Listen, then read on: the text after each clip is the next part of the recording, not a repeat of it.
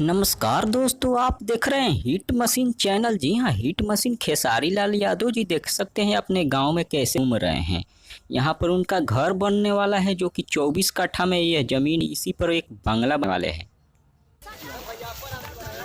14 दिन क्वारंटाइन बनी। हम 14 दिन से पहले कोई हमारी बनी 1 महीना खाती है।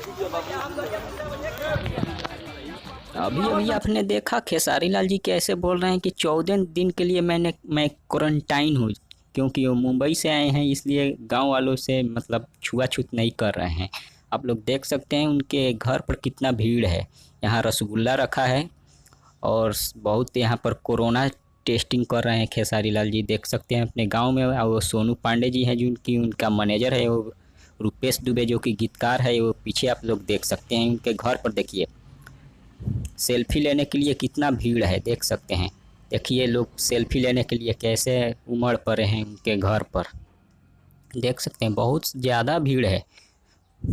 देख सकते हैं अपने जो 24 काठा वाला ज़मीन में जो बांग्ला बनाने आए हैं खेसारी लाल, देख सकते हैं यही वो ज़मीन है। अपने गांव में घूम रहे हैं खेसारी लाल जी कैसे, देख सकते हैं। ये उनका ससुराल आए हैं, वहाँ का ये सीन है, देख सकते हैं। ये खेसारी लाल जी जो कि हिट मशीन के नाम से इस समय जाने जाते हैं और ट्रेंडिंग स्टार।